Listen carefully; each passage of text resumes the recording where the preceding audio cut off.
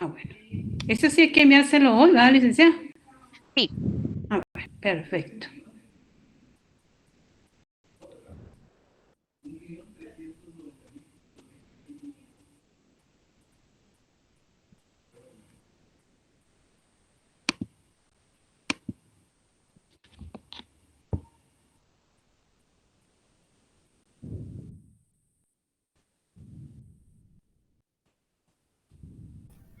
Buenas noches, Rick.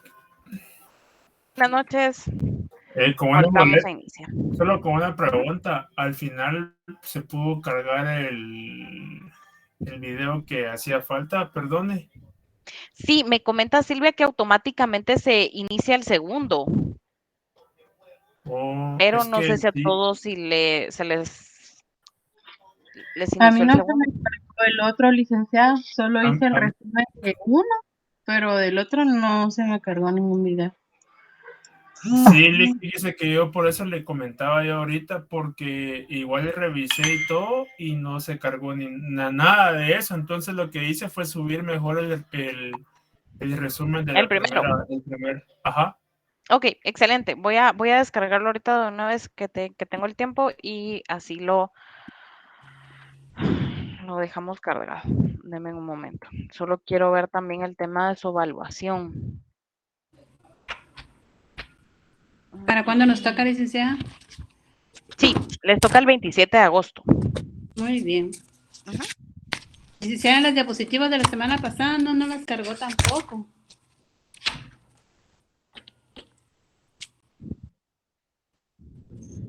Ahorita veo, Silvia, estoy ingresando. Muy bien.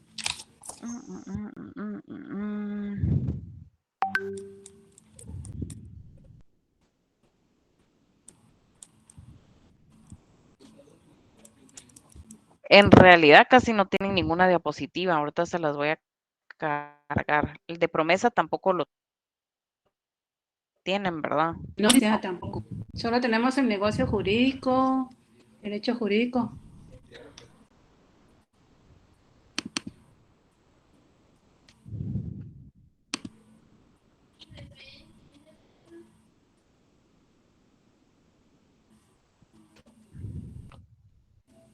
Hecho y acto jurídico y negocio jurídico. Esas dos diapositivas tenemos. Ok.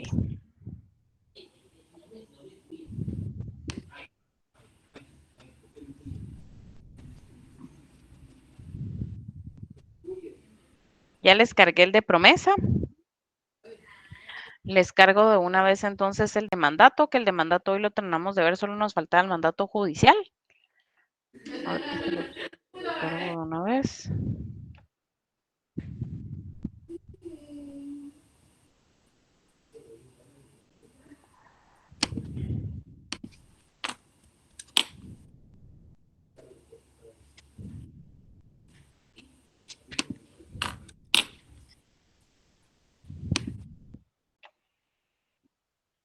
Ya les cargué el de mandato y de una vez les voy a dejar cargado el último que sería el de hoy, que es el de sociedad civil.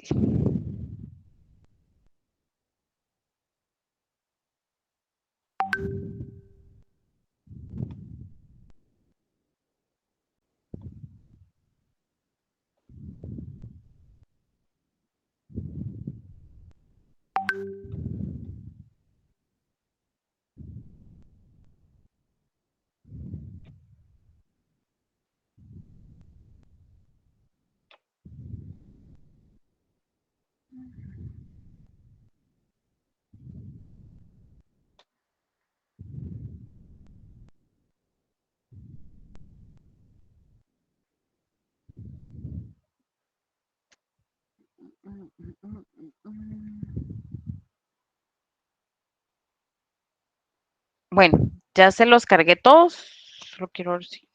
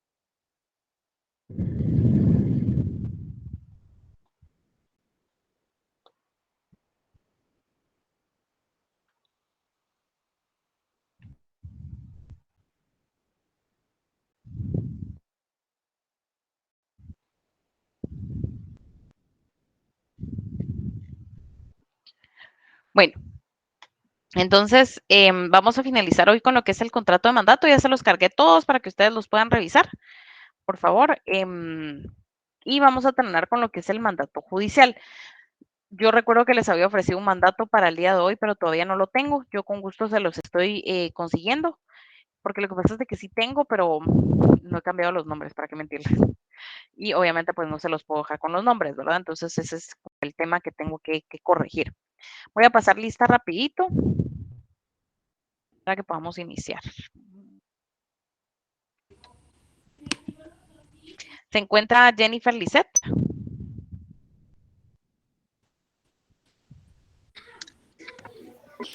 Acaba de poner un mensaje que dice que no tiene señal, dice. No ha podido ingresar. Sí, eso veo, gracias. Bueno, voy a dejarla como no y después cuando se conecte le voy a agregar. Kevin Osvaldo. Presente, Lick. Alfredo Gugul. Presente, licenciada. Alfredo, tu señal también está lenta. No, Lick. No, va. Yo creí que sí porque te escuché así como cortado. Tal vez es mi señal. Silvia Verónica. Presente, licenciada. Magdalí Orellana. Presente, licenciada. Irma Rosalía.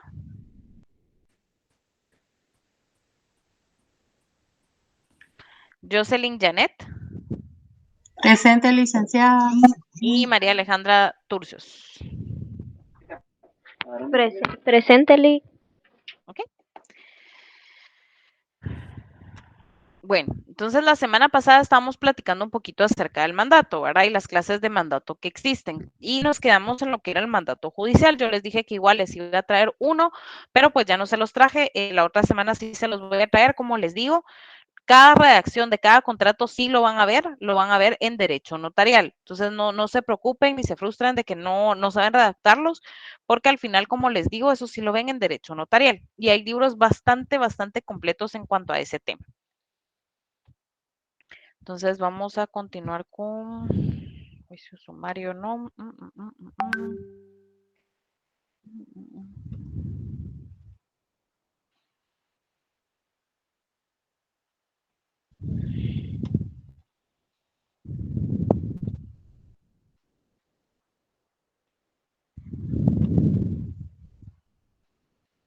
Bueno, entonces estábamos platicando acerca de el contrato de mandato y estábamos platicando acerca del mandato judicial, que era el último que nos quedaba. El mandato judicial, de conformidad con el artículo 188 de la LOG, pueden otorgarlo las personas individuales con capacidad para gestionar asuntos judiciales que por cualquier razón no quieran o no puedan hacerlo personalmente, y las personas jurídicas que no quieran comparecer por medio de sus presidentes, gerentes o directores, en caso en el que pueden hacerlo por medio de sus mandatarios judiciales, siempre que estos tengan conocimiento de los hechos del proceso. Igualmente, las sociedades constituidas en el extranjero. Quienes no pueden ser mandatarios judiciales, quienes por sí mismos no puedan gestionar en asuntos judiciales, los que tengan auto de prisión o condena pendiente por cualquier delito, quienes no sean abogados, salvo que se otorgue para representar al cónyuge, al conviviente de hecho, cuya unión estuviese inscrita en el RENAP, o a parientes en los grados de ley. Tampoco se requiere ser abogado cuando el mandato se otorgue para ser ejercitado en los juzgados menores, en asuntos cuya cuantía no exceda los 500 quetzales o ante jueces o tribunales en cuya jurisdicción no ejerzan más de 3 abogados. Lo cual, pues ahora es como bien raro en donde no existan más de 3 abogados, ¿verdad? Los magistrados, jueces, funcionarios y empleados del OJ y los pasantes y meritorios de los tribunales tampoco pueden ser mandatarios judiciales. Los funcionarios y empleados remunerados del organismo ejecutivo, con excepción de quienes ejerzan docencia o desempeñen cualquier cargo que no sea de tiempo completo. ¿Cuál es nuestro fundamento legal para estos impedimentos? El artículo 193 de la Ley del Organismo Judicial. ¿Cuál es el elemento real u objetivo de este tipo de mandato? Esta clase de mandato se otorga, como se mencionó, para gestionar ante los juzgados y tribunales de la República de Guatemala, en todo asunto contencioso o no, en que la ley ordene el conocimiento por el juez competente y en el que el mandante tuviera interés jurídico. Dependiendo del objeto, el mandato judicial puede ser general o especial. Casos en los que no es admisible el mandato judicial: Tenemos 2 casos específicamente, y es si se estuviera tramitando el proceso de separación o de divorcio y los cónyuges se reconciliaran, deberá hacerlo constar su reconciliación por comparecencia personal ante el juez, por escritura pública o mediante memorial dirigido al juez con firmas legalizadas por notario. ¿Dónde se Pero encuentra? eso sería antes del divorcio, ¿verdad? Sí, exactamente, si se reconcilian. Si no se ha finalizado el divorcio, o sea, si no se ha llegado a esa sentencia, entonces si se llegaran a reconciliar, entonces básicamente deben hacerlo, o sea, deben comparecer personalmente, no puede ser a través de un mandatario. Gracias, Lick. Si una de las partes de cualquier proceso articulara posiciones a la otra y exigiera que las absuelva personalmente, así tendrá que hacerlo. Es decir, si se establece que tiene que ser personalmente, no puede ser mediante mandatario. ¿Dónde se encuentra establecido este punto? En el artículo 132 del Código Procesal Civil y Mercantil. En cuanto a nuestro elemento formal, el mandato sí o sí, mandato judicial, se debe otorgar mediante escritura pública en los asuntos que se ventilen en forma escrita. El testimonio de la escritura pública debe registrarse en el registro de poderes y en los demás registros públicos que ordene la ley. Y para asuntos verbales podrá otorgarse ante juez y secretario competentes para conocer del asunto que se trate, quienes lo harán constar en el acta que se autorizará en la misma pieza de las actuaciones. Básicamente, ay, perdón, solo me estoy confundiendo, es que estoy mal sentada. Básicamente, la mayoría de casos, el mandato judicial sí o sí tiene que registrarse. Entonces, solo para que ustedes lo tengan claro. Como les dije, les debo un mandato judicial, sí se los voy a mandar para que ustedes lo tengan. No va a venir la redacción porque la redacción, como les digo, es parte de lo que ustedes ven en derecho notarial, pero es solo para que ustedes lo tengan como claro, ¿verdad? La mayoría de empresas tienen mandatarios judiciales, usualmente contratan abogados externos para este tipo de juicios, ya sea juicio en temas pues, penales, en temas laborales, en temas civiles, contratan abogados externos a efecto de que su gerente general o representante legal no tenga que comparecer, ¿verdad? Si no, imagínense cuántas veces no tuviese que ir el gerente general o los juzgados, ¿verdad? Entonces, básicamente por eso es de que se otorgan los mandatos judiciales, para que tengan quien los pueda representar en juicio. ¿Alguna duda con los mandatos judiciales?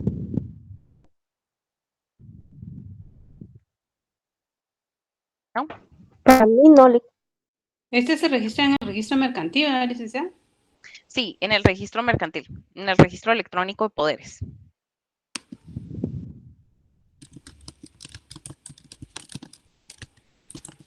¿Ok? Ahora vamos con el contrato de sociedad civil.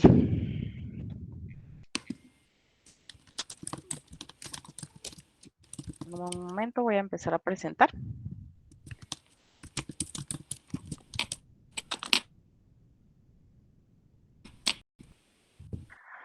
¿Cuál es el concepto del contrato de sociedad civil? Es un acuerdo de voluntades por el que 2 o más personas constituyen un ente jurídico distinto de los contratantes. Este ente jurídico va a tener personalidad jurídica, va a tener patrimonio y domicilio propio, con capacidad de comparecer en juicio en defensa de sus intereses, al que se obligan a entregar aportes de dinero, bienes o industria a efecto de que ejerza determinada actividad económica no comercial y divida las ganancias que obtenga entre los socios.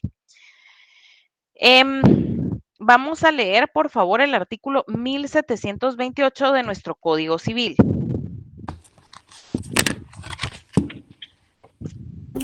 La sociedad es un contrato por el que 2 o más personas convienen en poner en común bienes o servicios para ejercer una actividad económica y dividirse las ganancias.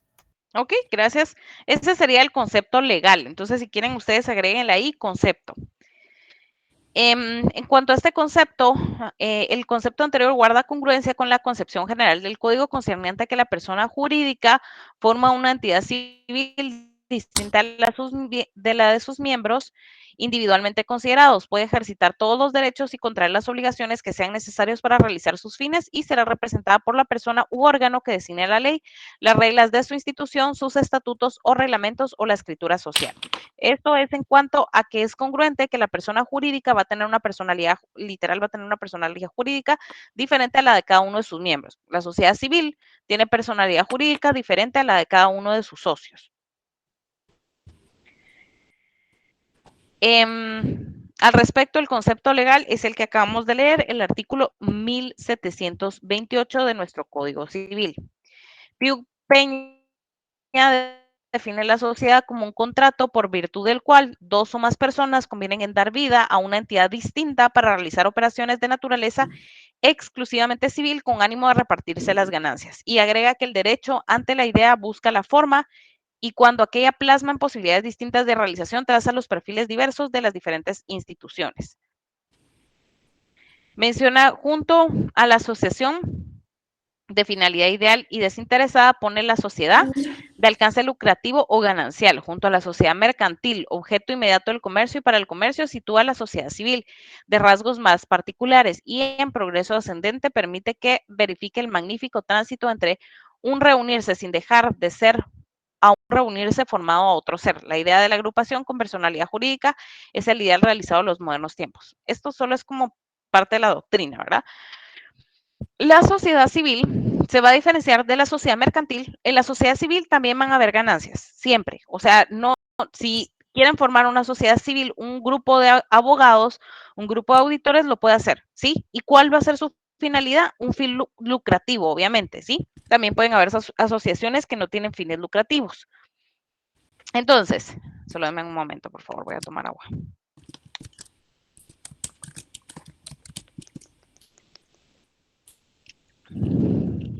La sociedad civil también tiene fines lucrativos. Entonces, ustedes dirán, ¿cuál es la diferencia con la sociedad mercantil? Esto ya lo habíamos platicado, ¿o no? No, licenciada. Ok, ¿ya vieron Mercantil 1? Sí, estamos comenzando con esa Lo clase. estamos viendo, Lick. ¿Y ya vieron cuál es la diferencia entre la sociedad civil y la sociedad mercantil? Todavía no, licenciada. Ok, lo vamos a ver más adelante, pero igual, la diferencia principal, ¿sí? No es el lucro, porque es ganancia, ¿sí? O sea, sí tiene un fin lucrativo, no hay ningún inconveniente con que tenga un fin lucrativo. La diferencia radica en que una sociedad mercantil tiene que organizarse literal bajo una forma mercantil. ¿Qué significa esto? Que va a ser, la van a crear a través de una sociedad de responsabilidad limitada, es una sociedad tipo mercantil. La van a crear a través de una sociedad anónima, es una sociedad tipo mercantil. Y si no se adecúa a ninguna de esas clases de sociedades mercantiles, sí, a ninguna de las formas mercantiles en el Código de Comercio, entonces es una sociedad de tipo civil. No obstante, tiene fines lucrativos, ¿sí? Y obviamente, pues el registro es diferente, que ahorita vamos a platicar al respecto.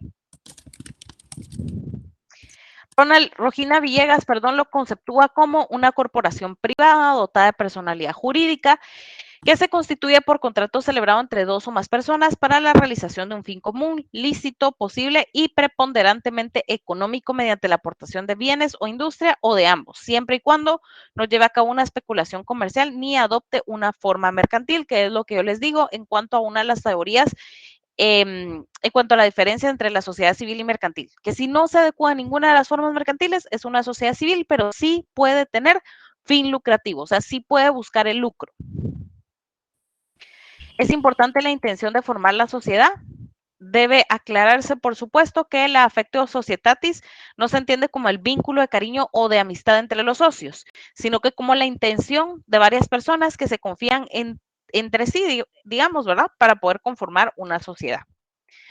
¿Cuáles son los elementos? El primer elemento, que es el elemento personal o subjetivo, literal son los sujetos, o sea, son los socios.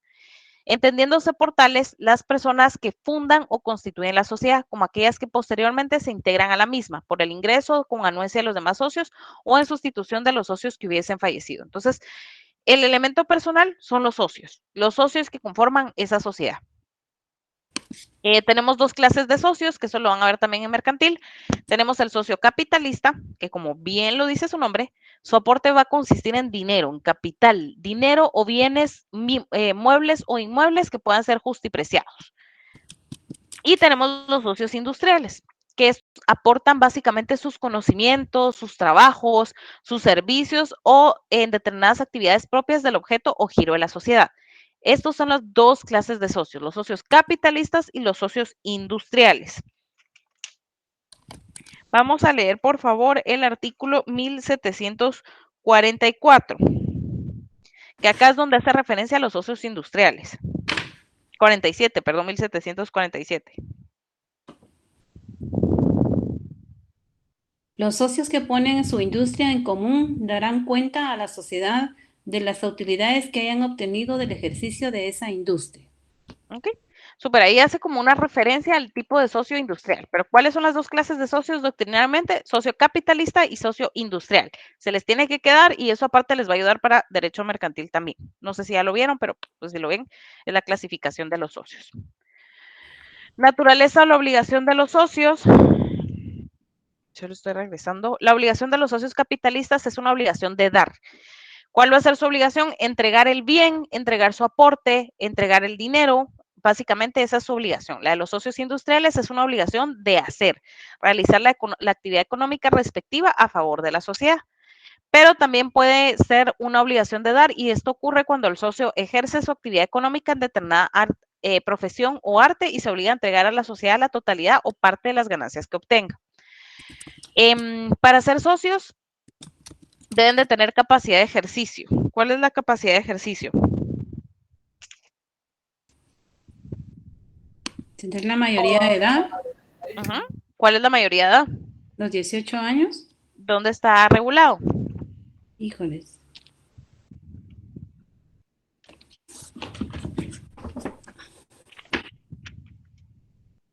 En el artículo 8, Lick, del Código Civil, en capacidad. Artículo 8. Excelente. Artículo 8 del Código Civil. Solo para recordarles un poquito de la capacidad. ¿Cuáles son las prohibiciones en cuanto a los socios? Vamos a ir leyendo cada una y vamos a irla enlazando con el artículo específico. No obstante que las personas tengan plena capacidad de ejercicio, el código les prohíbe en algunos casos formar una sociedad civil. ¿Cuáles son los casos más importantes? Vamos a leer, por favor, el artículo 1736.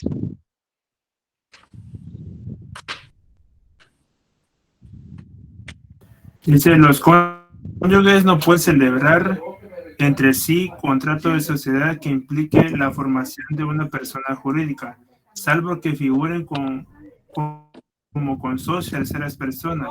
Se exceptúa también el caso de sustitución legal. Ok, gracias.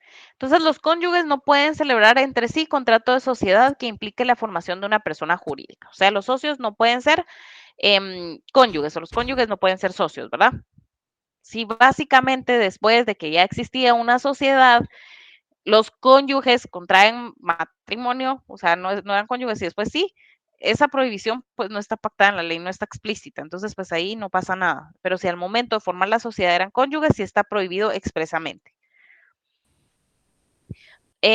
Vamos a leer por favor el artículo 1737.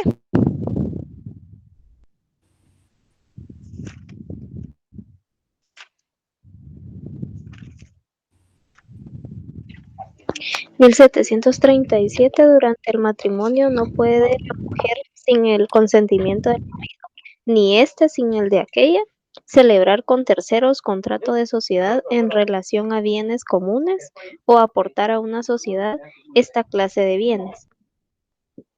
Ok, gracias. Vamos a leer por favor el 1738.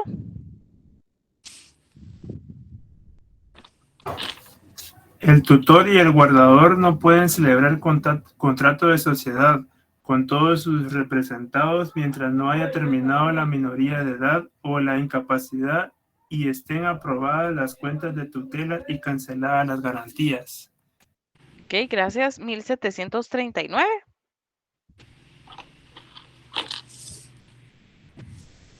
No pueden celebrar contratos de sociedad los declarados en quiebra mientras no hayan sido rehabilitados. Y 1740.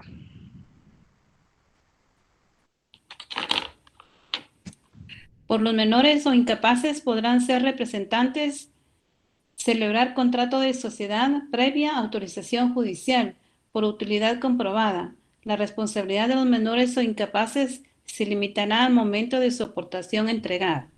Ok, gracias. Estas son las prohibiciones en cuanto para ser socios. Entonces, si quieren, a partir del 1736, háganle una línea o pues no sé cómo ustedes manejan su código, pero hagan una seña de que del 1736 al 1740 están las prohibiciones para ser socios.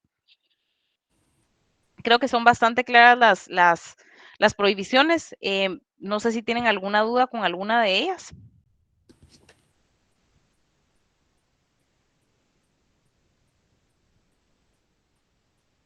¿No? Yo no, Lic. No, licenciada. Ok, súper.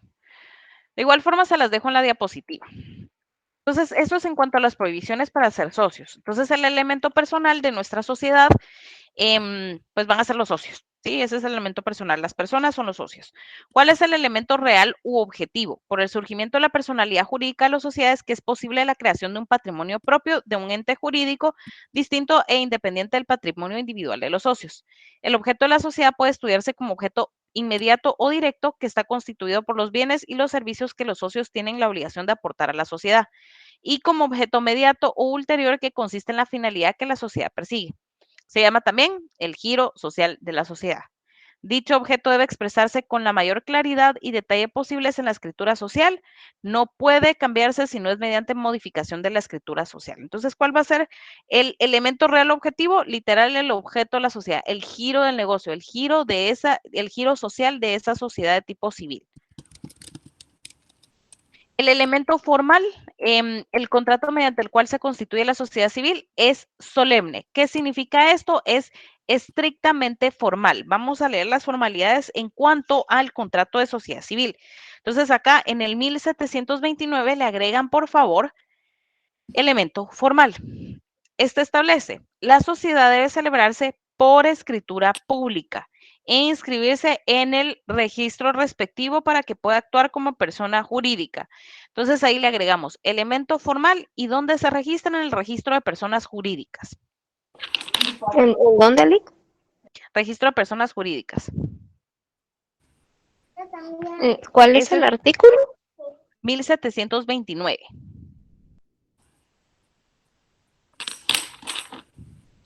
¿Qué es lo que debe contener esa escritura pública? La escritura de sociedad deberá expresar lo siguiente. En el 1730 están nuestros requisitos. El objeto de la sociedad, ahí agréguenle, si quieren, a ese primer numeral, el objeto de la sociedad al final va a ser nuestro elemento real, ¿sí? ¿Se recuerdan que el elemento real es el giro social? O sea, el objeto de esa sociedad. Entonces ahí agréguenle un paréntesis, un asterisco, elemento real. Debe incluirse también la razón social. Ahorita vamos a platicar acerca de qué es la razón social, el domicilio de la sociedad, la duración de la sociedad, el capital y la parte que aporta cada socio, ¿sí? También es parte del elemento real, ese capital para poder aperturar esa sociedad. Parte de las utilidades o pérdidas que se asigne a cada socio, fecha y forma de distribución, casos en que procederá la disolución de la sociedad antes de su vencimiento y las bases que en todo caso de disolución deberán observarse para la liquidación y división del haber social, cantidad que puede tomar periódicamente cada socio para sus gastos personales, modo de resolver las diferencias que surjan entre los socios y la forma de administración de la sociedad y los demás pactos que acuerden los socios. Esos son los requisitos dentro de nuestra escritura social, o sea, dentro de nuestra escritura pública, donde vamos a crear esa sociedad de tipo civil. Formalidades. En cuanto a la formalidad esencial a que está sometida la constitución de la sociedad civil, consiste en que debe celebrarse mediante escritura pública, cuyo testimonio debe inscribirse en el registro de personas jurídicas adscrito al Ministerio de Gobernación. Si no se cumplen con los referidos requisitos, la sociedad no existe.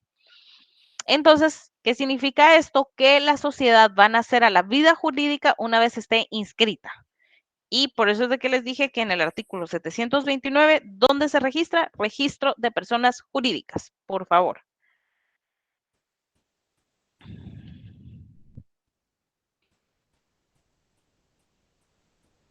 Contenido de la escritura pública, lo acabamos de ver. Lo quiero ver.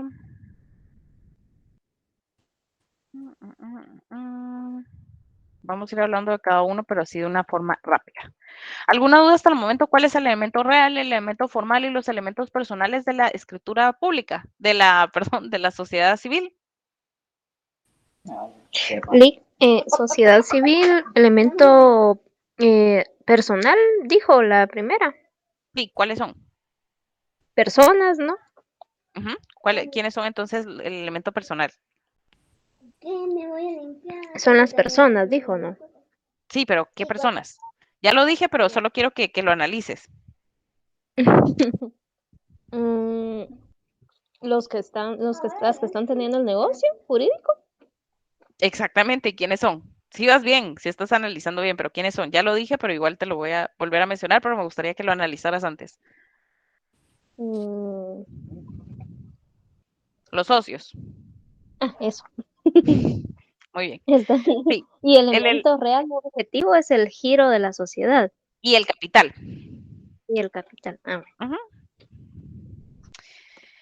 Y el elemento formal es básicamente la forma en que se va a crear esa sociedad tipo civil, que es mediante escritura pública, debe registrarse en el registro de personas jurídicas para que pueda surtir efectos jurídicos. De lo contrario, no surte efectos jurídicos. O sea Bueno, que el elemento formal es la formalidad valga la redundancia. sí, literal, el elemento formal de cada uno de los contratos es cómo se va a llevar a cabo esa formalidad. Cuando lo vean también en contratos mercantiles es igual. O sea, cómo se puede crear, digamos, ese tipo de contrato. Esa es la formalidad. ¿Cuál va a ser nuestro elemento formal? ¿Cómo vamos a poder nosotros hacer constar de que existe o de que se llevó a cabo ese contrato? Deben un momento, disculpen, es que se me va a acabar la batería, pero tengo que ir a traer mi cargador.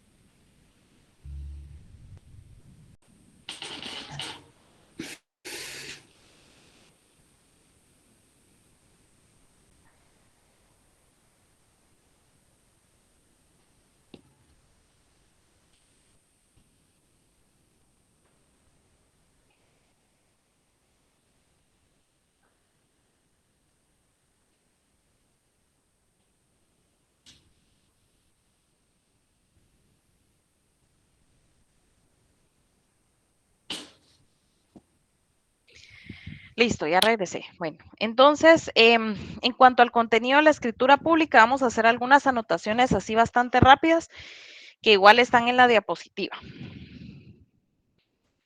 En cuanto al objeto de la sociedad, se refiere a la actividad económica que se dedicará el ente social, o sea, nuestra sociedad de tipo civil. Esto es su giro social, que básicamente también es su elemento real. El inciso 1 del artículo 46 del Código de Notariado establece que se debe indicar la clase de sociedad que se constituye y su objeto, expresando las negociaciones sobre las cuales versará su giro. Entonces, a este artículo 1730, en el numeral 1, agréguenle el artículo 46, inciso 1 de nuestro Código de Notariado, por favor.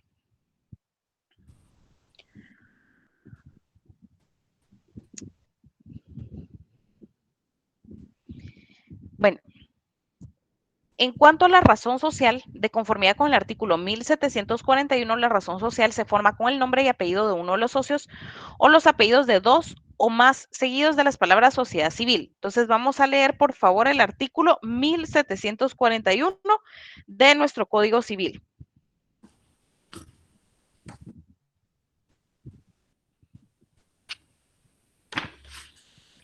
Dick dijo de que era el inciso 1, ¿verdad? No, el 1741. No, No te entendí. el artículo 46 del Código de Notariado. Sí, inciso 1. En Gracias. cuanto al objeto de la sociedad.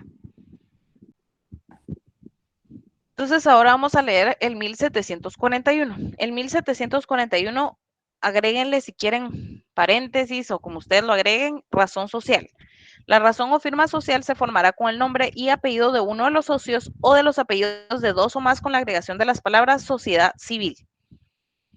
Entonces ahí en el 1730, que es el que estamos leyendo, en el numeral 2 lo enlazan con el artículo 1741, siempre del Código Civil, por favor.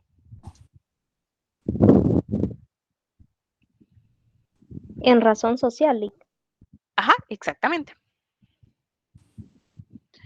En cuanto al domicilio de la sociedad por su calidad de persona jurídica, el domicilio de la sociedad se rige por las disposiciones del artículo 38, concerniente a que el domicilio de una persona jurídica es el que se designa en el documento en que conste su creación o en su defecto el lugar que tenga su administración o sus oficinas centrales. Y si se da esta circunstancia de que la sociedad tenga agencias o sucursales permanentes en distintos lugares, lo cual es totalmente posible y permitido por la ley, se rige por lo regulado en el artículo 39, relativo a que también se reputa como domicilio de las personas jurídicas que tengan agencias o sucursales permanentes en lugares distintos del domicilio, en lugar en que se hayan dichas agencias o sucursales respecto a los actos o contratos en los que en éstas se ejecute.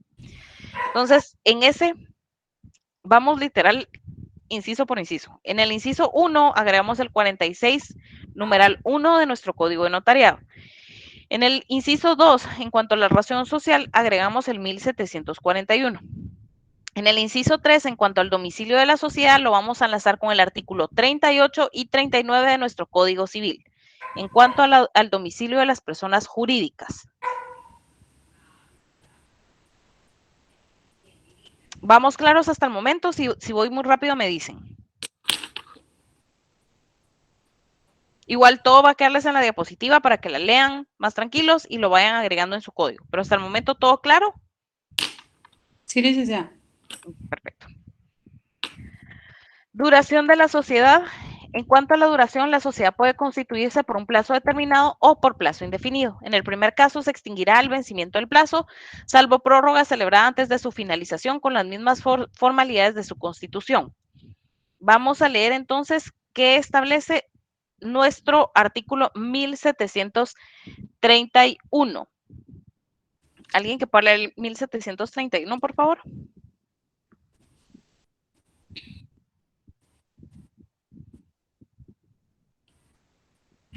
Si la sociedad se constituye para propósito o objeto que por su naturaleza tenga duración limitada, pero cuyo plazo no sea posible fijar, se entenderá que su duración será por el tiempo necesario para la realización de aquel objeto.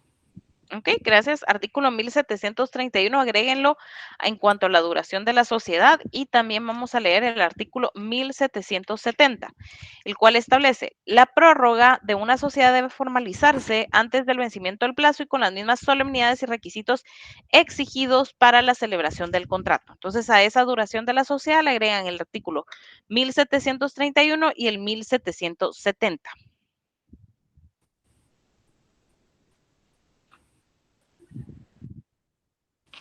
En cuanto al capital y la parte que aporta cada socio, el inciso 5 del artículo 46 del Código Notariado exige que se exprese el capital social y la parte que aporta cada socio, sea en dinero, en cualquier otra clase de bienes o en industria personal, el valor que se le asigne o la forma en que debe hacerse el justiprecio en caso que no se le hubiese asignado valor alguno. Entonces, en cuanto al capital, que es el elemento real, vamos a agregarle el artículo 5, perdón, el artículo 46, inciso 5 de nuestro código de notariado. Solo estamos enlazando lo que establece nuestro código de notariado con nuestro código civil.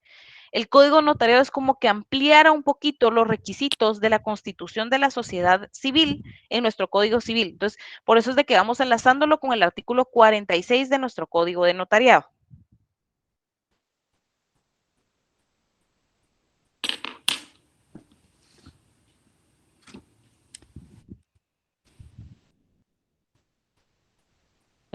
Solo no traje mi código notariado, pero ahorita lo voy a descargar.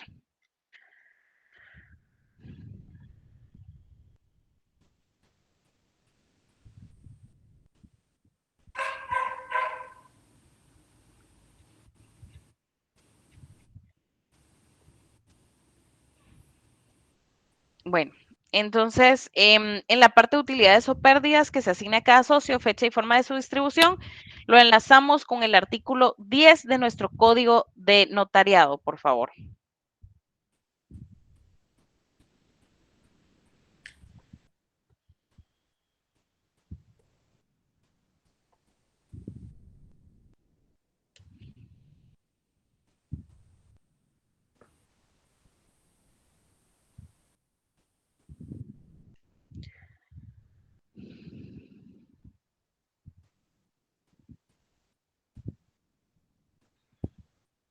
En cuanto a nuestro numeral número 9, es que establece modo de resolver las diferencias que surjan entre los socios, le agregamos o le enlazamos el inciso 14 de nuestro artículo 46 del Código de Notariado, el cual establece si las diferencias que surjan entre los socios deberán ser sometidas o no a la resolución de árbitros y, en su caso, la forma en que se hará el nombramiento.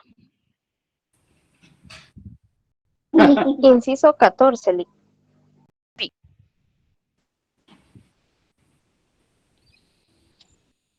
Y en general, este artículo 1230, enlácenlo con el artículo 46 de nuestro Código de Notariado, que es el que les digo que amplía en cuanto a lo que tiene que llevar esa escritura social.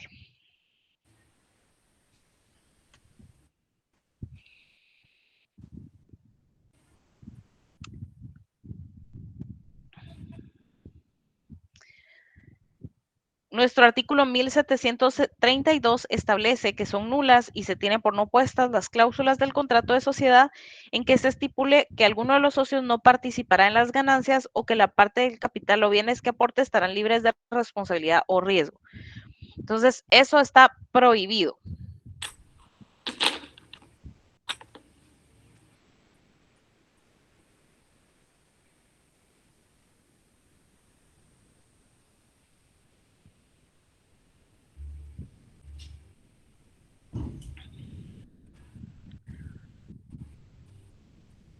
El artículo 1733 establece que no pueden ser los socios hacer un pacto alguno reservado ni oponer contra el contenido de la escritura de la sociedad ningún documento privado ni prueba testimonial. Todas las ampliaciones y modificaciones sobre este contrato serán con las mismas solemnidades y requisitos exigidos para su celebración. Entonces, ¿qué significa esto? Que todas las ampliaciones o modificaciones a la escritura social van a ser a través de una escritura pública. Deben de tener las mismas formalidades.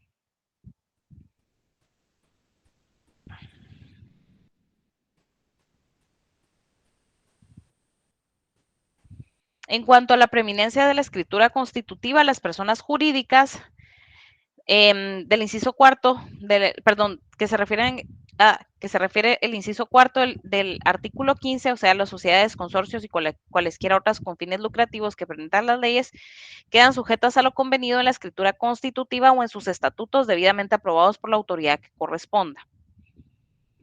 La obligatoriedad de los pactos sociales, derivado de su carácter solemne y como garantía no solo para los socios, sino también para terceros, el primer párrafo del artículo 1733 salvaguarda la obligatoriedad y certeza de lo acordado o estipulado en la escritura pública de constitución de la sociedad, estableciendo que no pueden hacer los socios pacto alguno reservado ni oponer en contra del contenido de la escritura de la sociedad ningún documento privado ni prueba testimonial. Entonces, ¿a qué se refiere nuestro artículo 1733? El primer párrafo se refiere a que básicamente tiene que existir esa preeminencia de la escritura constitutiva. Todo debe ser de conformidad con lo que dejaron plasmado en ese contrato de sociedad civil. A eso se refiere la primera parte del artículo 1733. Y la segunda parte se refiere a que toda ampliación o modificación que desee realizarse no se va a hacer a través de un acta, ¿verdad? Se tiene que hacer de la misma forma que se hizo esa escritura constitutiva, o sea, a través de una escritura pública, ¿sí? Debe llenar las mismas formalidades, debe ser igual de solemne.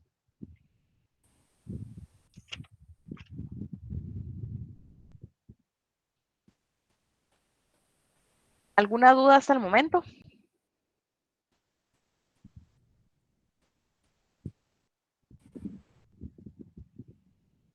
¿No? ¿Todo claro?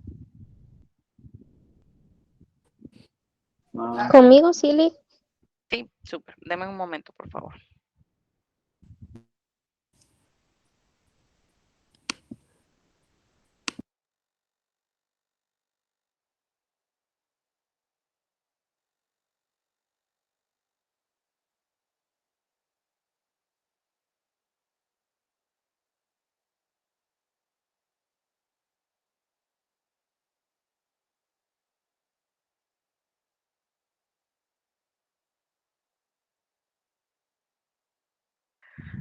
Bueno, antes de que continuemos, ya vamos hasta el artículo 1733. Vamos a leer literal todos los artículos de la sociedad civil.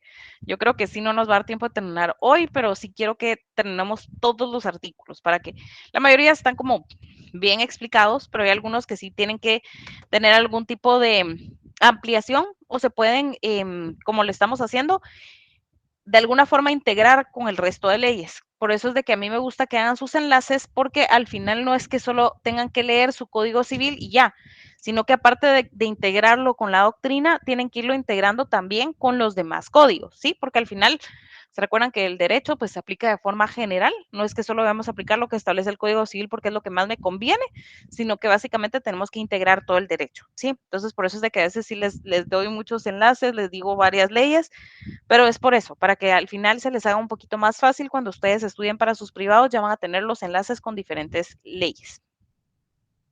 Después vamos a regresar entonces al artículo 1734 en adelante. Vamos a platicar ahorita la sociedad de hecho. Esto creo que también lo van a ver en mercantil. Toda sociedad que hubiera sido formada sin llenar los requisitos de constitución, o sea, sin esa solemnidad, esa formalidad, a través de una escritura pública e inscripción en el registro correspondiente, que es el registro de personas jurídicas, será considerada como una sociedad de hecho, que no está apta para actuar como persona jurídica. Por consiguiente, cualquier interesado puede demandar su nulidad absoluta por razón de que en la misma hay ausencia de un elemento esencial, que son las solemnidades indispensables para su formación.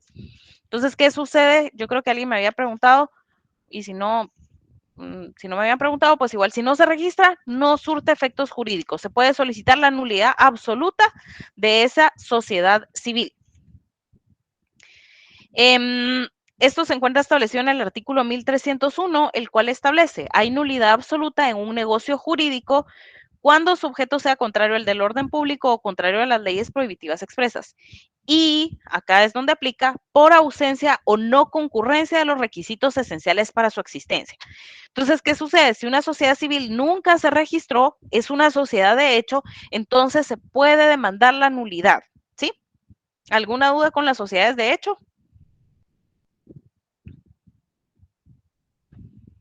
¿No? Bueno. Licenciada, ¿ese 1301 con cuál lo enlazamos?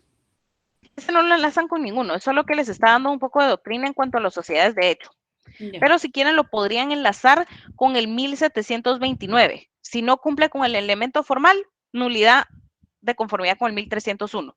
Yo lo agregaría en el 1729, ahí agregaría, si no llena requisitos, 1301, nulidad.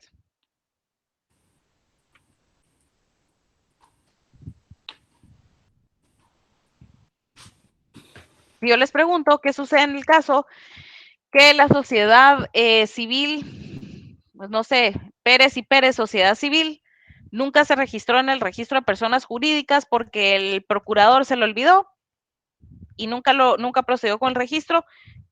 ¿Qué pasa si ustedes fueran un tercero que tiene negocios con esa sociedad?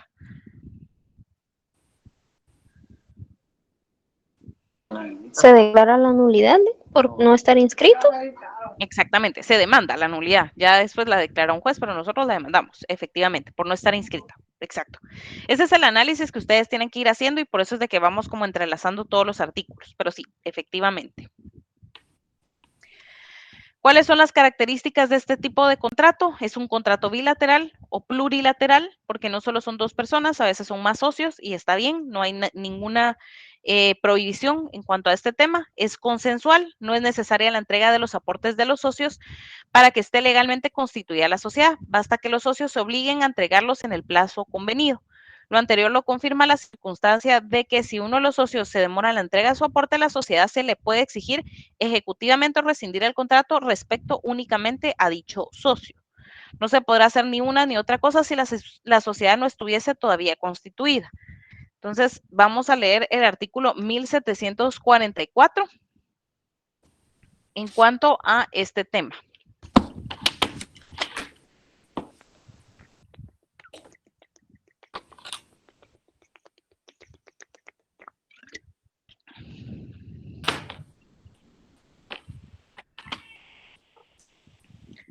¿Alguien que pueda leer el 1744?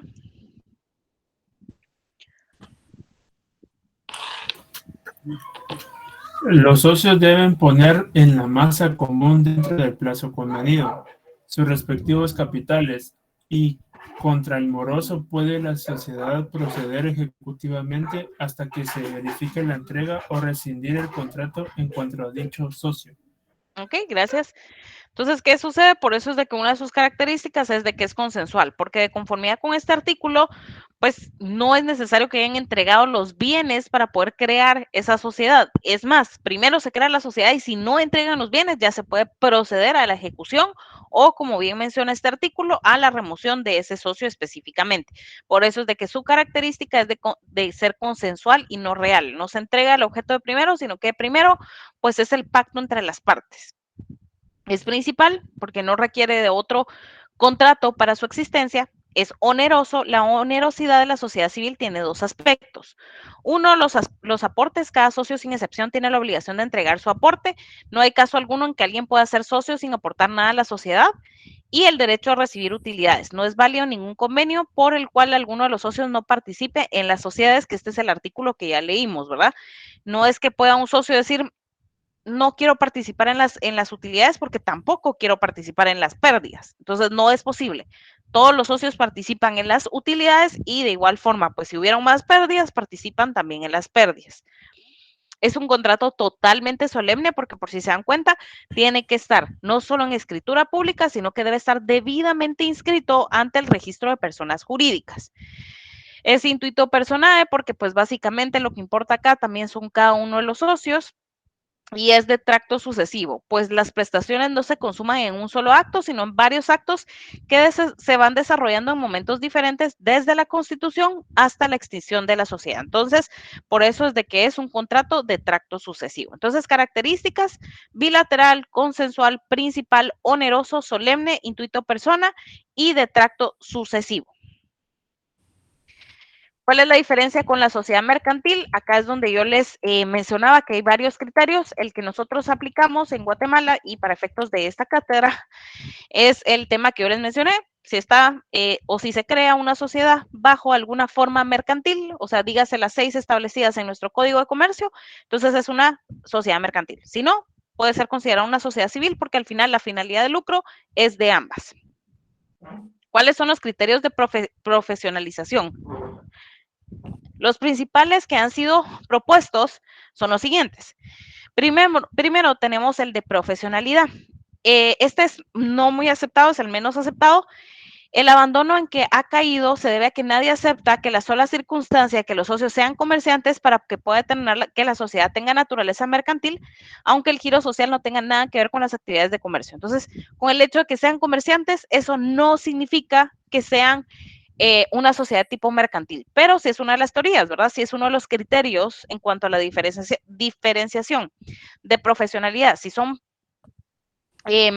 pues básicamente comerciantes, entonces sí se podría tomar como que si fuese una sociedad mercantil. Este criterio, como les digo, es el menos utilizado y no es el que aplicamos en Guatemala, sin embargo, como parte de la doctrina, ustedes tienen que saberlo, ¿sí? ¿Alguna pregunta con el primer criterio que es de profesionalidad?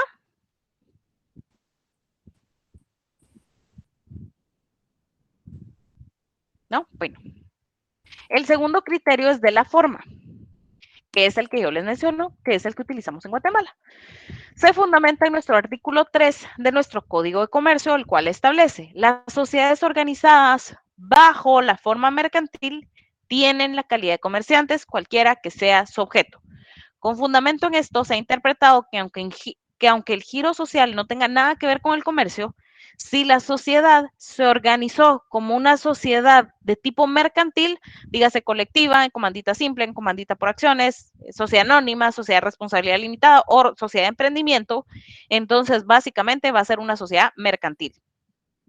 Si no se creó bajo ninguna de esas figuras, es una sociedad de tipo civil. Y también ahí cambia el registro, ¿verdad? Las sociedades mercantiles, pues sí se tienen que inscribir en el registro mercantil, y las sociedades civiles en el registro de personas jurídicas que se encuentra adscrito al Ministerio de Gobernación. Y el último criterio que tenemos es el del objeto. Se fundamenta en que la naturaleza de la sociedad determina el índole de la, perdón, al final se refiere al objeto de la sociedad. Si el objeto es de un giro comercial, ¿sí? entonces básicamente la sociedad va a ser de tipo mercantil. Y si el objeto no se encuentra dentro del giro del comercio, entonces va a ser una sociedad de tipo civil. Tampoco aplica para Guatemala. Es para efectos de doctrina que ustedes lo sepan.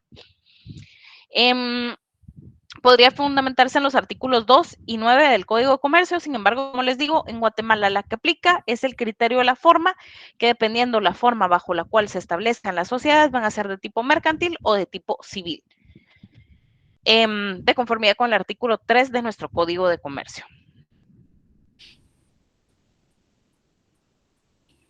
¿Alguna duda en cuanto a la diferencia y los tres criterios?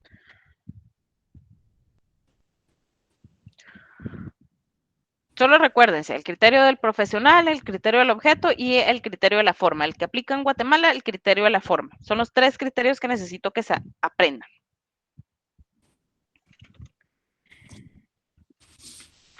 ¿Ninguna duda hasta el momento? ¿Seguros? ¿No voy muy rápido? Sí, un poco, licenciada. Ok. Me van diciendo, interrúmpame si hay algo en lo que no entiendan, por favor. Hasta el momento todo claro, Silvio, ¿todavía te quedó duda en alguno de los puntos? Solo los elementos, Lick, disculpa, ¿podrías repetirlo? Sí, los elementos, está el elemento personal, que son los socios. El elemento real, que es el capital, y el giro en sí de la sociedad. Y el Esos son elemento los elementos de la sociedad civil, ¿verdad? Sí, los elementos de la sociedad civil, del contrato de sociedad civil. El elemento personal, los socios. Elemento real, básicamente es el capital y el giro de la sociedad. O sea, básicamente el objeto de la sociedad. Y el elemento formal, que debe ser en escritura pública y debe registrarse en el registro de personas jurídicas. A veces tal vez la diapositiva va muy cargada y es como bastante simple, pero pues básicamente es para que ustedes pues lo tengan como bien claro y lo puedan leer en cualquier momento. ¿Alguna otra duda? ¿No? Bueno. ¿Cuál es la diferencia entre la sociedad civil y la asociación? La asociación, también regulada en nuestro Código Civil, constituye una entidad jurídica con personalidad, patrimonio y domicilio propios, diferente a las personas que la constituyeron. Sin embargo, no constituye sociedad, pues no obstante las semejanzas mencionadas y que también puede desarrollar actividades de tipo lucrativas, las ganancias o los fondos obtenidos no se van a repartir entre los asociados, sino que se van a destinar a un asunto específico que debería ser un asunto altruista, cultural, deportivo, etcétera, que básicamente es el objeto de la asociación. Entonces, ¿en qué radica la diferencia entre la sociedad civil y la asociación? Que básicamente esas ganancias, ¿sí?, que vaya a obtener la asociación, porque al final sí es una finalidad lucrativa, pero esas ganancias no se van a repartir entre los socios, digamos, que serían los asociados, sino que se van a aportar al objeto específico de la asociación, que tiene que ser un objeto cultural, un objeto altruista, un objeto deportivo, entre otros, ¿sí? Entonces, esa es la diferencia principal entre la sociedad civil y la asociación. Lick, perdona, ¿la asociación es parecido o igual a una cooperativa? No, la cooperativa también es diferente porque la cooperativa también se rige por su propia ley, ¿sí? La cooperativa se rige por la ley de cooperativas, creo que se llama, aparte de un instituto específico que es el INACOP, donde se tienen que registrar, y aparte de este instituto, pues básicamente va a no solo llevar sus registros, sino que algún tipo de función auditora, digamos, pero no, la cooperativa también es diferente a las asociaciones. No sé si ahí contesté tu pregunta. Sí, gracias, Lick. Super. Bueno, entonces esa es la diferencia entre la sociedad civil y la asociación, y entre la diferencia entre la sociedad civil y la sociedad mercantil. Bueno, ¿cuáles son las clases de sociedad civil? Tenemos la sociedad universal y la sociedad de bienes determinados. La sociedad universal es aquella en que los socios aportan todos sus bienes y todas las ganancias que obtengan por las diversas actividades lucrativas que desarrollen. Las sociedades de bienes determinados es aquella en que los socios aportan dinero cuya cantidad es específica, o bienes muebles o inmuebles individualmente determinados. Esto es una clasificación bastante doctrinaria, ¿sí? Es en la doctrina, no es que ustedes vayan a encontrar esa división en nuestro Código Civil, pero de igual forma, pues es parte de la doctrina que ustedes tienen que tener clara.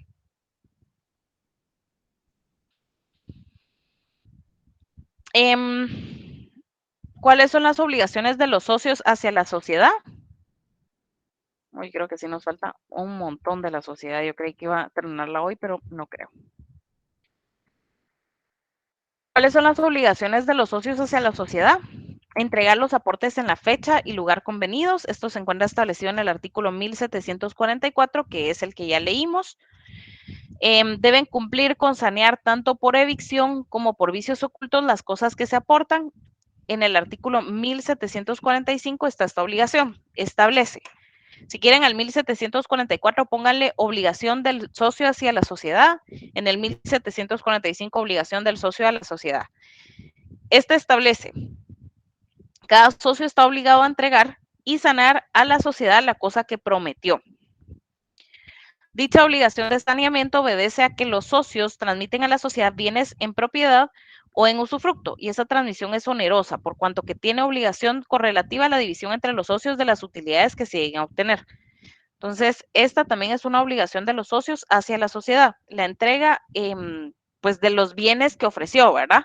Si se pactó de que Alfredo iba a entregar un bien inmueble ubicado en zona 10 para que sea la sede social, tiene que entregarlo, ¿verdad? Porque él ya se obligó, ¿sí? Para poder ser socio de esa sociedad civil a entregar ese bien inmueble. A eso se refiere este artículo 1745, que básicamente si se obligó, tiene que entregarlo.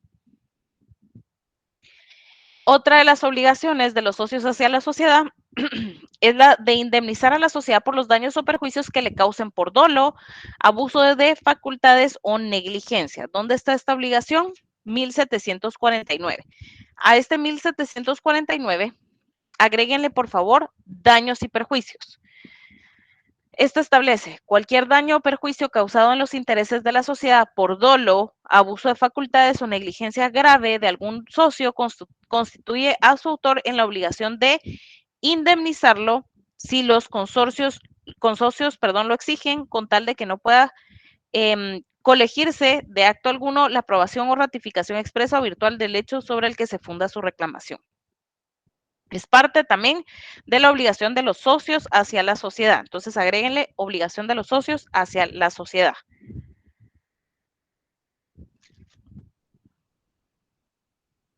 ¿Alguna duda hasta el momento? Creo que es bastante información. Vamos a tratar de parar unos minutos antes para que así ustedes pues puedan leer la diapositiva. Se las voy a cargar hoy de una vez para que puedan leerla, y así la otra semana pues ya va a ser como más que solo vayamos leyendo cada uno de los artículos. Va a venir hasta la sociedad civil el examen, no viene el tema de compraventa en el examen, entonces va a venir hasta sociedad civil. Estos contratos son bastante extensos, por si se dan cuenta. La sociedad civil tiene muchísimos artículos, entonces pues voy a tratar de ir pausando un poquito más para que no sientan que es como demasiada información. Pero hasta el momento vamos bien. Sí, licenciada. Súper. Bueno. ¿Qué otra obligación tienen los socios hacia la sociedad? Abstenerse de tomar para sus gastos personales mayor cantidad de la autorizada para ese fin. En caso contrario, deben indemnizar también daños y perjuicios que causan por ese motivo, ¿verdad? Esto está establecido en el artículo 1755. Entonces, también agréguenle ahí obligación del socio a la sociedad. Los artículos 1761 y 1762 también tienen otra obligación de los socios hacia la sociedad, la cual establece respetar y cumplir los contratos celebrados dentro de los límites de sus atribuciones por quien ejerza la administración de la sociedad o por algún socio sin autorización, siempre que la sociedad hubiera aprovechado los resultados. Artículos 1761 y 1762. Otra de las obligaciones de los socios hacia la sociedad es que deben responder con sus bienes propios por las deudas de la sociedad, siempre que los bienes de esta no alcanzaren para cubrir el artículo 1762. no alcanzaran para cubrir el artículo. ¿Dónde se establece esta obligación? En el artículo 1742. En cuanto a este punto,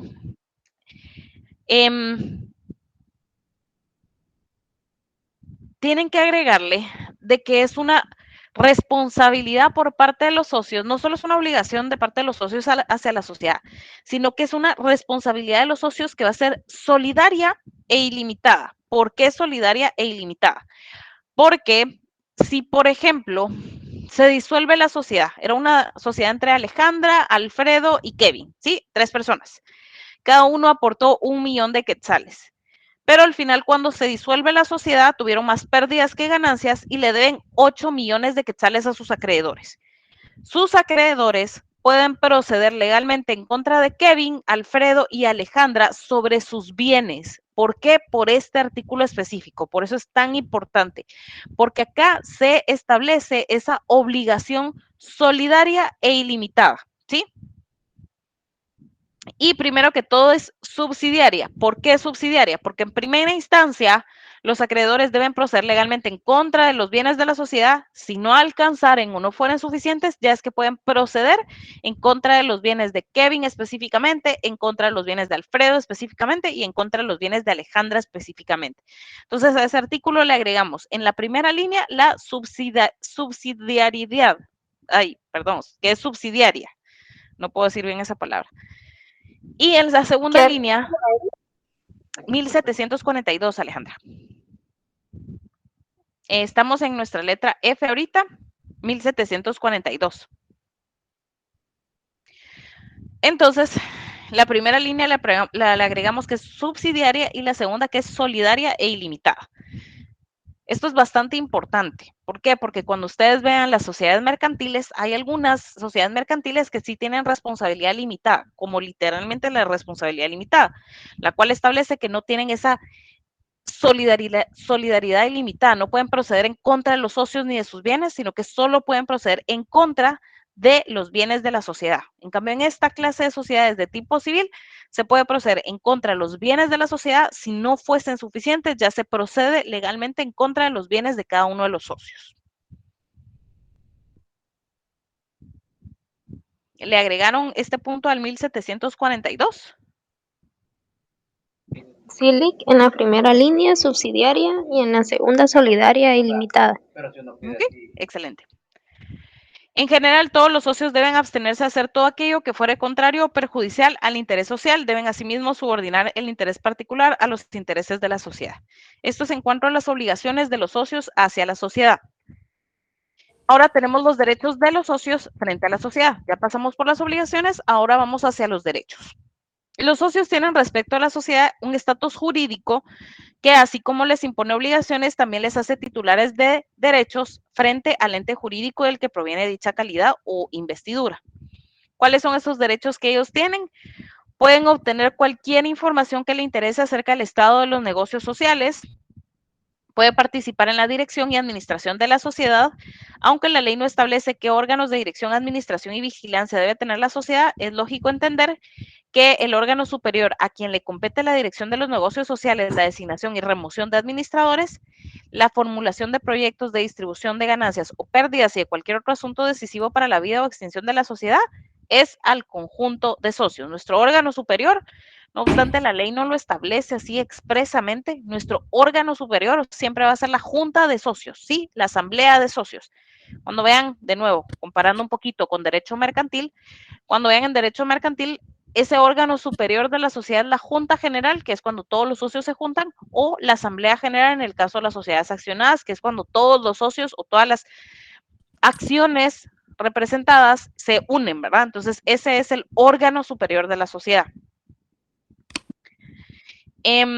Otro de los derechos es la fiscalización de cuentas que rindan los administradores. Este derecho se encuentra en el artículo 1764. Entonces, a ese 1744 agréguenle el derecho de los socios. Todos los socios tienen derecho de examinar el estado de la administración y de hacer reclamaciones convenientes al interés común con arreglo de lo pactado en la escritura de la sociedad. Allí ya le habíamos puesto obligación, entonces es obligación y derechos, ¿verdad? Exactamente.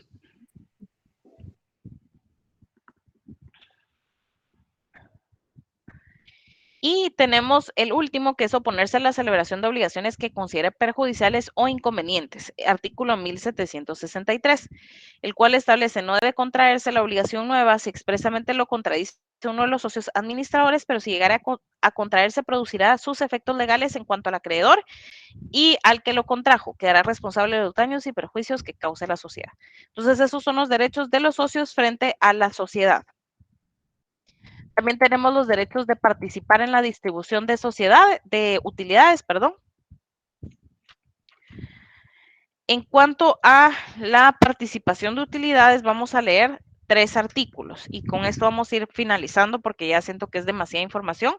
Entonces vamos a leer por favor el artículo 1752, 1753 y 1754. Alguien que lea uno diferente, por favor, cada uno. 1752. En caso de no haberse determinado en el contrato la parte de cada socio deba tener en las ganancias o pérdidas, se dividirán unas y otras a prorrata del capital que cada uno aportó a la sociedad. Ok, gracias. Prorrata significa que se tiene que prorratear, ¿verdad? O sea, se tiene que dividir dependiendo la parte, digamos, del capital que aportó cada uno de los socios. 1753, por favor. Si se estipuló la parte de las ganancias sin mencionarse la de las pérdidas, se hará la distribución de estas en la misma proporción que las de aquellas y al contrario, de modo que la expresión de las unas sirva para las otras. Ok, gracias. El último artículo, 1754.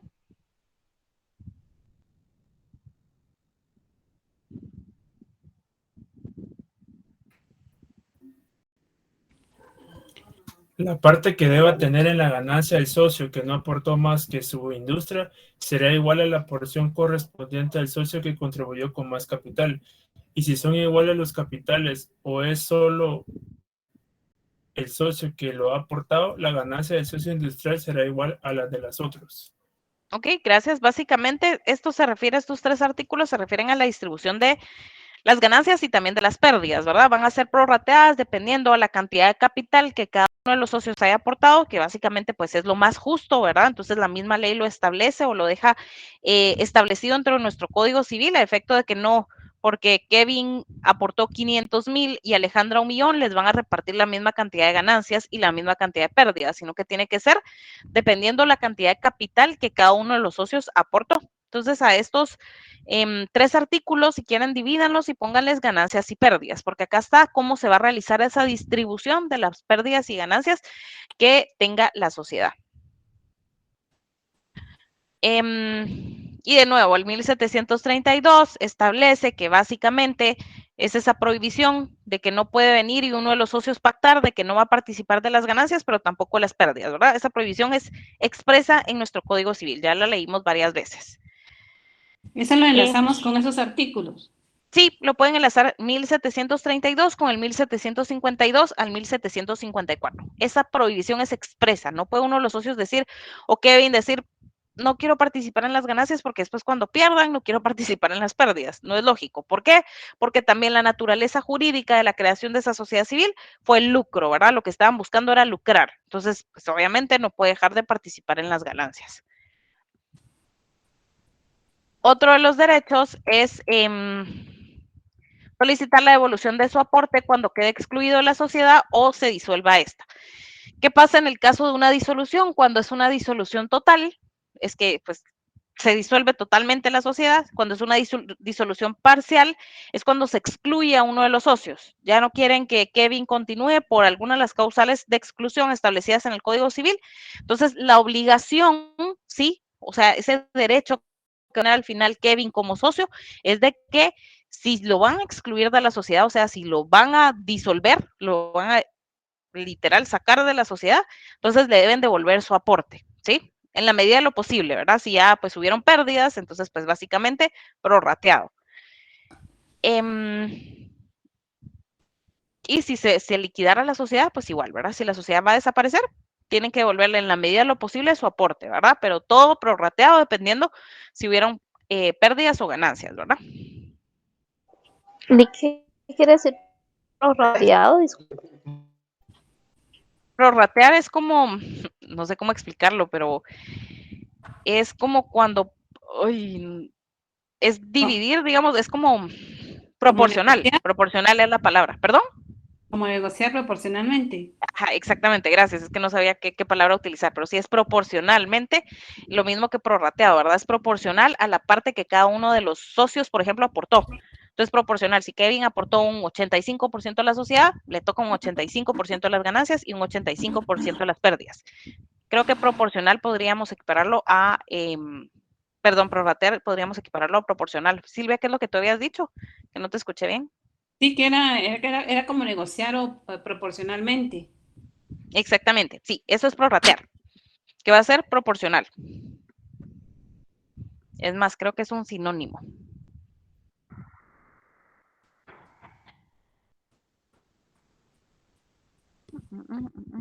Gracias, Lee. Sí, dividir, distribuir, repartir, ratear.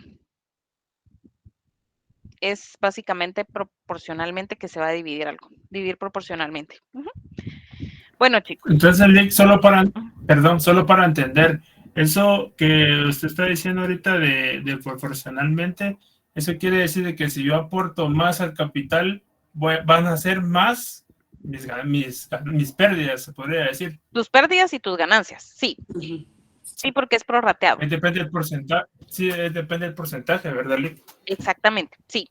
No vas a tener las Ok. mismas pérdidas y ganancias que, por ejemplo, Alejandra, si solo aportó un 25% de esa sociedad y tú aportaste el 75%. Lo ideal sería aportar lo mismo, ¿verdad, Lee? Realmente no, porque al final, o sea, puedes tú aportar un 25% y Kevin el 75%, y por eso es de que la misma ley los protege a ambos, indicando que las pérdidas y ganancias van a ser prorrateadas, o sea, proporcionales a la capital que cada uno de ustedes aportó. Entonces, pues yo creo que no hay ideal, porque al final la misma ley sí protege a todos los socios. Bueno, Bueno.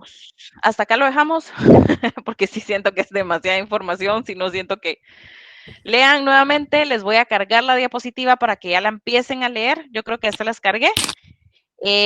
Todavía nos faltan 10 diapositivas de este tema. La otra semana lo finalizamos. La otra semana no tienen examen, tienen clases y el examen sería hasta el 28. Entonces, hasta acá lo dejamos. Vayan a descansar, lean, pero no hoy, lean mañana tal vez o entre semana para que no se sobrecarguen con tanta información, porque no solo es mi clase, yo sé que ya es la finalización de su jornada. Entonces, los veo la otra semana y que tengan feliz noche. Muchas gracias, licenciada. Gracias, Lick. Buenas noches. Feliz noche. Feliz noche. Bye, chicos.